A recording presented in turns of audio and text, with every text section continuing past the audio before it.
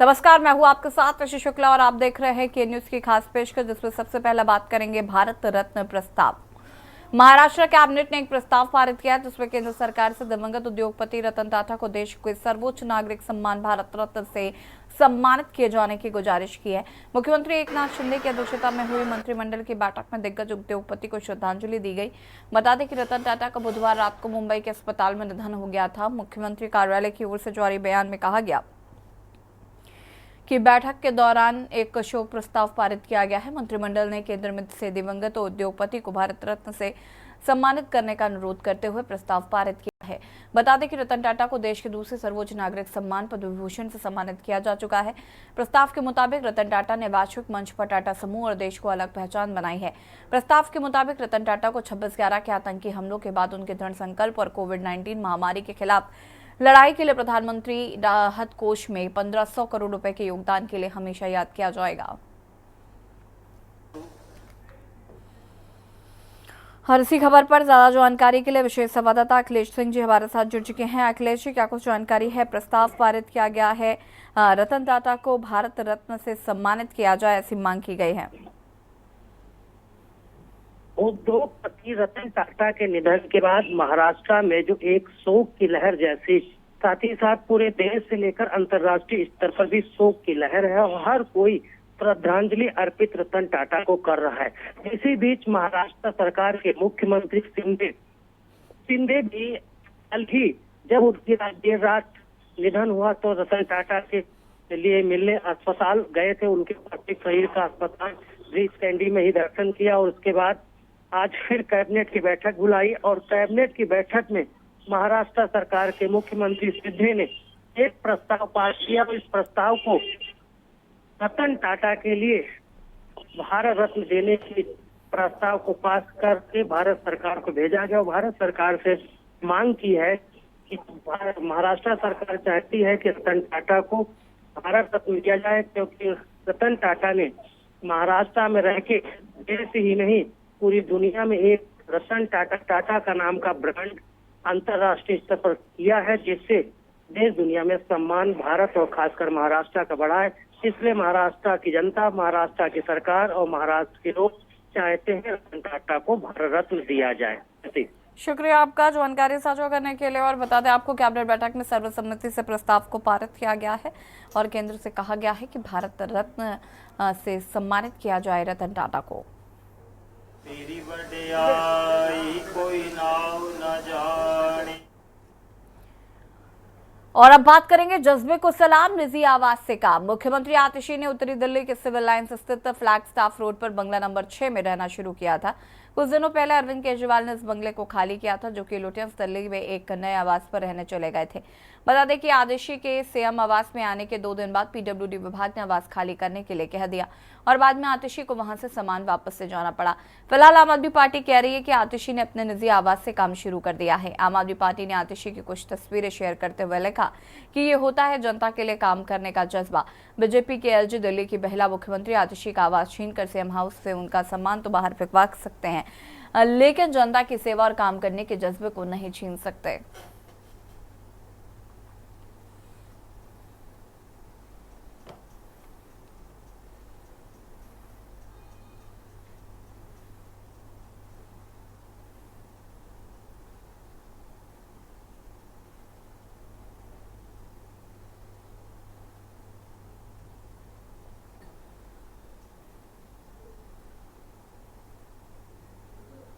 और इसी खबर पर ज्यादा जानकारी के लिए विशेष संवाददाता अखिलेश सिंह जी हमारे साथ जुड़े हुए हैं। अखिलेश जी, सीएम आवास से निकाले जाने के बाद भी आतिशी के जज्बा है वो कमजोर नहीं है, ऐसा पार्टी के लोग लगातार कहते हुए नजर आ रहे हैं। ऐसी देखिए, आपको बता दें कि दिल्ली के मुख्यमंत्री का सरकारी आवास का अब सिलसिला राजनीतिक मुद्दा बन गया है और पलटवार का दौर जारी है। आम आदमी पार्टी और भारतीय जनता पार्टी दोनों एक दूसरे को घेरने को लगे हुए हैं। आम आदमी पार्टी इसमें मुख्यमंत्री आतिशी का आह्वान बता रही है कि उनको मुख्यमंत्री आवास से सामान बेदखल किया गया और उनको रहने नहीं दिया गया और मुख्यमंत्री के आवास में ताला लगाकर उसको सील किया गया।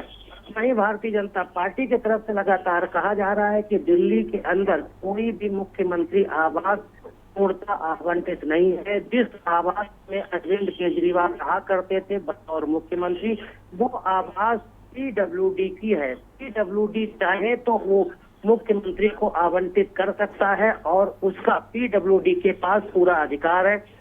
तो पीडब्ल्यूडी ने उस आवास को अपने कब्जे में लिया है, सील किया है। उससे पहले जो भी काम हुए हैं वो उसमें अवैध तरीके से काम है, जैसा कि भारतीय जनता पार्टी लगातार आरोप लगा रही है। वहीं आम आदमी पार्टी की तरफ से भी ये कहा जा रहा है कि अपमान करके, और वो भी नवरात्रि के दुर्गा के समय उनकी आरती का महिला मुख्यमंत्री का अपमान किया। इसको लेकर बाकायदा संजय सिंह ने प्रेस कॉन्फ्रेंस की और बाकी आम आदमी पार्टी के नेता भी लगातार बीजेपी को जवाब दे रहे हैं। अब ये देखना होगा कि दिल्ली की नई मुख्यमंत्री आरती उसी आवास में रहती है जिसमें बतौर मंत्री वो मथुरा रोड पर रहती थी और अब बतौर मुख्यमंत्री भी उसी आवास में रहती है। तो नया आशियाना दिल्ली के मुख्यमंत्री को मिलेगा या फिर नहीं मिलेगा, इस से बरकरार है, क्योंकि नया आवास आवंटित करने का अधिकार एलजी के पास है। तो एलजी उनको बतौर मुख्यमंत्री नया आवास देते हैं या फिर बतौर मंत्री जिस आवास में रहती है उसी में ही मुख्यमंत्री के तौर पर वो रहती रहे। फिलहाल आरती ने भी इसके विरोध में अपना कामकाज सोते पर शुरू कर दिया है और सभी सरकार की जरूरी फाइलों को वहीं कर रही है, निरीक्षण कर रही है, पास कर रही है और प्रस्ताव लगा रही है कि जिन सरकार की फाइलों को उनके पास काम के लिए लाया जाता। अब ये देखना होगा कि बीजेपी जिस मुख्यमंत्री आवास को शीश महल कहती थी और अब आम आदमी पार्टी को मुख्यमंत्री आवास के तौर पर आरती को दिलाना चाहती है, मिलता है या नहीं मिलता है ये संशय बरकरार है। फिलहाल देखना होगा कि भारतीय जनता पार्टी और आम आदमी पार्टी एक दूसरे को लेकर राजनीतिक तौर पर कितना घेरने में कामयाब हो पाते हैं। शुक्रिया आपका जानकारी साझा करने के लिए अखिलेश जी। और बता दें आपको कि फिलहाल ये राजनीतिक मुद्दा बनता हुआ नजर आ रहा है, जिस तरीके से आवास को लेकर कहीं ना कहीं ये जो जंग छिड़ी हुई है, फिलहाल इस पे किस तरीके से एक्शन होता है देखना होगा।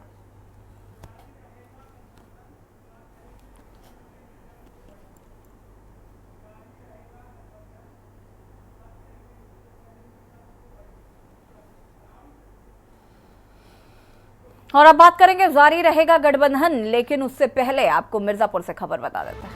विंध्याचल में तालाब में डूबने से 3 लोगों की मौत के मामले में मुख्यमंत्री योगी आदित्यनाथ ने संज्ञान लिया। दुहवा गांव में तालाब में डूबने से 3 बच्चों की हुई मौत। 3 बच्चों में 2 लड़कियां और 1 लड़का है। विंध्याचल थाना क्षेत्र अंतर्गत ग्राम दुहवा का ये पूरा मामला बताया जा रहा है।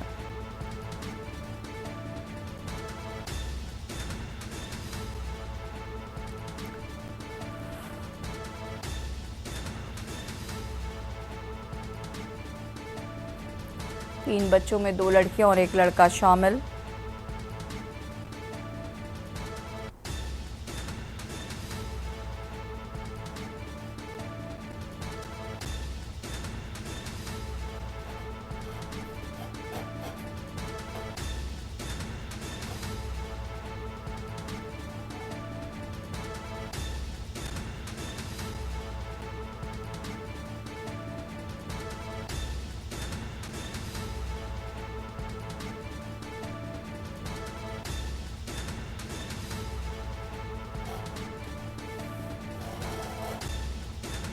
विंध्याचल में तालाब में डूबने से 3 बच्चों की हुई मौत।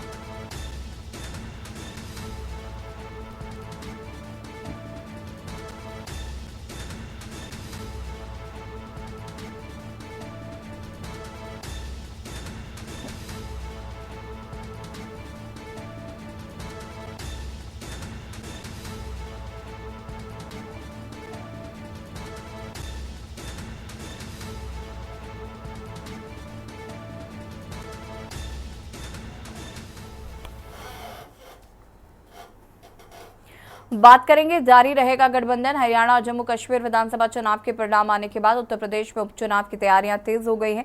बुधवार को समाजवादी पार्टी की प्रदेश की 6 सीटों पर उम्मीदवारों की घोषणा करने के बाद से कयास लगने लगे थे कि विपक्षी गुट इंडिया यूपी में टूटने के कगार पर है, मगर एसपी प्रमुख अखिलेश यादव ने गुरुवार को साफ किया कि गठबंधन जारी रहेगा और कांग्रेस से मिलकर ही पार्टी राज्य का उपचुनाव लड़ेगी।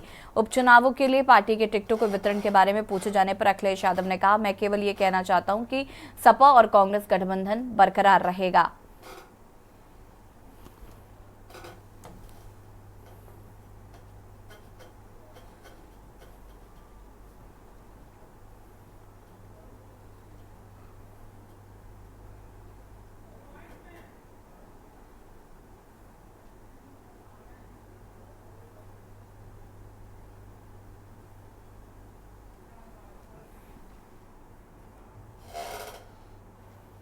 और लाहौस दौरा, स्वागत खास। 2 दिन के लाहौस दौरे पर राजधानी वियंतियान पहुंचे प्रवासी भारतीय समुदाय ने प्रधानमंत्री नरेंद्र मोदी का बिहू डांस के साथ गर्मजोशी से स्वागत किया है और उन्हें पारंपरिक चीजें तोहफे के तौर पर दी है। इस शिखर सम्मेलन का मकसद इन समूहों के देशों के साथ संबंधों को और मजबूत बनाना है।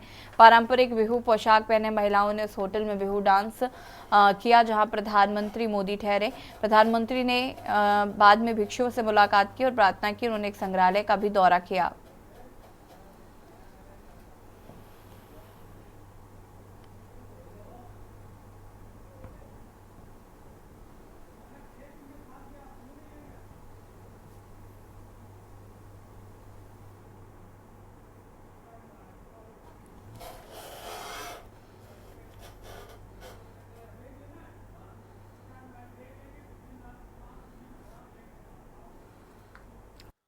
ब्रेक के लिए, ब्रेक के बाद बात करेंगे दिन रात काम नींद हराम। आप देख रहे हैं के न्यूज, खबरों का सारथी। ब्रेक के बाद एक बार फिर से आप सभी का स्वागत है और बात कर रहे हैं दिन रात काम नींद हराम। अयोध्या में लगभग 40 कुम्हार परिवार अक्टूबर के अंत में होने वाले भव्य दीपोत्सव समारोह के लिए मिट्टी के दिए बनाने का दिन रात काम कर रहे हैं। बता दें कि 25 लाख दिए जलाने का टारगेट रखा गया है। देखिए रिपोर्ट। अयोध्या में लगभग 40 कुम्हार परिवार अक्टूबर के अंत में होने वाले भव्य दीपोत्सव समारोह के लिए मिट्टी के दिए बनाने के लिए दिन रात काम कर रहे हैं। प्राण प्रतिष्ठा के बाद जनपद अयोध्या में पहली बार दीपोत्सव रहेगा, तो पिछले वर्ष की तरह जो दिए जलाने का टारगेट था वो इस बार बढ़ गया है। इस बार 25 लाख दिए जलाने का टारगेट हम लोगों को रखा है और उसके लिए हमारी तैयारी जो है, उसके टेंडर प्रक्रिया सारी चीज़ें चल रही हैं। योगी सरकार ने इस साल अयोध्या में दिवाली के मौके पर 25 लाख दिए जलाने की योजना बनाई है, जबकि पिछली साल रिकॉर्ड 21 लाख दिए जलाए गए थे। अयोध्या में जिन कुम्हारों को दिए बनाने का ऑर्डर मिला है वे बेहद खुश हैं। काम देने के लिए सीएम योगी का शुक्रिया भी अदा कर रहे हैं। इनकम तो साहब बहुत अच्छा है कि कहीं जाना नहीं पड़ रहा है हमको, घर बैठे इनकम में अपना जो भी कमाई है हमको सब मिल जा रहा है, इसलिए हम लोग बहुत खुश हैं। बहुत योगी जी से हम तो यही चाहते हैं कि हमेशा योगी जी ही रहें और योगी जी हम लोग के लिए हमेशा दीपोत्सव करते ही रहें। कुम्हारों का ये भी कहना है कि इस आदेश से उनकी कमाई थोड़ी बढ़ जाएगी।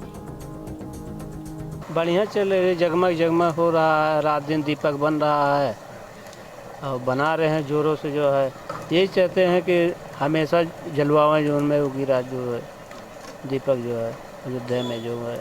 इनकम जो है 10-20 हज़ार रुपया ज़्यादा बढ़ जाता है हम लोग के लिए। जो है बहुत तेज़ चल रही है, जैसे चाहिए उससे तेज़ चल रही है, क्योंकि समय कम है, काम ज़्यादा है।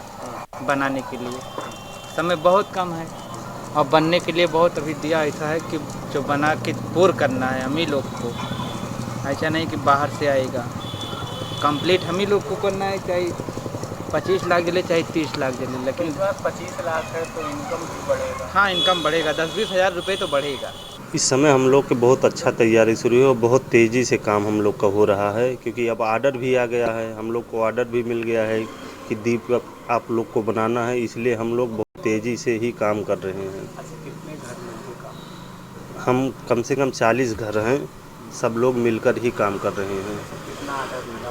हमको ऑर्डर 10 लाख का भी मिला है कि 10 लाख हम पूर्ण करें तो हमको और ऑर्डर आगे मिलेगा।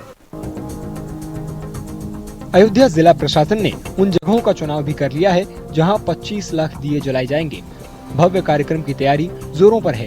इस कार्यक्रम में आने वाले वीआईपी मेहमान और आम लोगों के लिए भी इंतजाम किए जा रहे हैं।